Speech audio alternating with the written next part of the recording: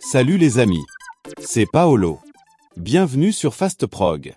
Nous allons voir ensemble la programmation des émetteurs top 42 FGN sur votre carte électronique ZM3E. Si besoin, la notice des émetteurs est disponible en scannant simplement le QR code actuellement en vidéo ou en cliquant sur le lien en description. Pour commencer, assurez-vous du bon fonctionnement de votre émetteur en vérifiant que la LED de celui-ci clignote lorsque vous appuyez sur un bouton. Si ce n'est pas le cas, contrôlez que la pile soit bien en place et en bon état. Vérifiez que la référence de votre carte radio AF soit bien AF43S afin d'être compatible avec votre télécommande dont la fréquence d'émission est de 433,92 MHz. Pour plus d'informations concernant la carte radio AF, cliquez sur le lien en haut à droite de la vidéo. La carte AF doit être embrochée hors tension, dans le bon sens, et sur la connectique AF de la carte électronique ZM3E. Prenez garde à ne pas vous tromper de connectique.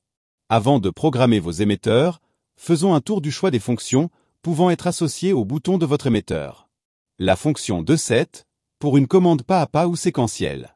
Une fois votre télécommande associée à cette fonction, il sera possible de choisir entre la fonction pas à pas ou séquentielle en vous rendant dans le menu fonction de la programmation, puis dans commande 2.7. La fonction ouverture, pour une commande d'ouverture de votre portail uniquement. Vous ne pourrez pas le refermer avec ce même bouton. Cette fonction peut être utilisée par exemple, si la fermeture automatique est activée sur votre automatisme.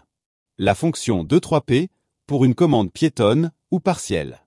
Une fois votre télécommande associée à cette fonction, il sera possible de choisir entre la fonction piétonne ou partielle en vous rendant dans le menu fonction de la programmation, puis dans commande 2.3p. La fonction B1-B2, pour l'activation de la sortie contact aux bornes B1-B2 de votre carte ZM3E. Une fois votre télécommande associée à cette fonction, il sera possible de choisir entre la fonction monostable ou bistable en vous rendant dans le menu fonction de la programmation, puis dans commande B1-B2. Cette fonction permet par exemple la commande d'un projecteur avec une touche de votre télécommande. Maintenant que vous savez tout, appuyez sur la touche entrée de la carte ZM3E jusqu'à ce que « Langue » apparaisse sur l'écran. Ensuite, appuyez plusieurs fois sur la flèche de droite jusqu'à atteindre le menu « Usager ». Appuyez « Entrée »,« Nouvel usager » apparaît. Appuyez de nouveau sur « Entrée ». Confirmer « Non » apparaît. Appuyez flèche de droite pour passer à « Confirmer oui ». Puis, appuyez « Entrée ». Fonction associée apparaît.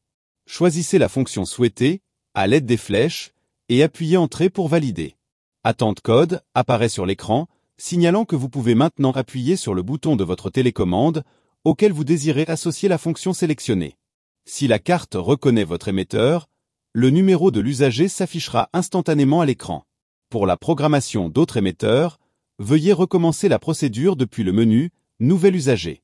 À la fin de la procédure, appuyez plusieurs fois sur la touche ESC pour sortir du mode programmation et revenir au menu d'accueil www.came.it. Vous pouvez maintenant essayer vos émetteurs.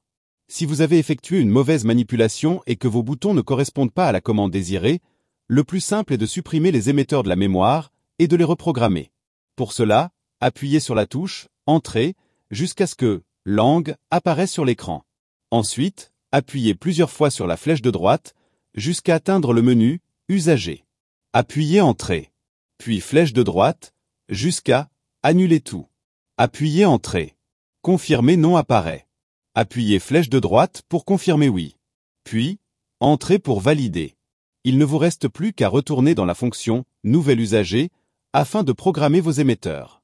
Et n'oubliez pas de sortir du menu de programmation avant d'essayer vos émetteurs. Et si à la fin tout va bien, alors parfait. Si cette vidéo vous a permis d'être plus rapide et efficace, continuons à travailler ensemble. Faites-moi part de vos remarques ou suggestions et n'hésitez pas à vous abonner afin de découvrir le monde facile de FastProg et être notifié des nouvelles vidéos fréquemment mises en ligne. Pour la mise en service de votre automatisme, l'activation des dispositifs de sécurité, des informations sur vos télécommandes ou l'accès direct à la chaîne, cliquez sur le lien qui vous intéresse. Arrivederci. Alla prossima.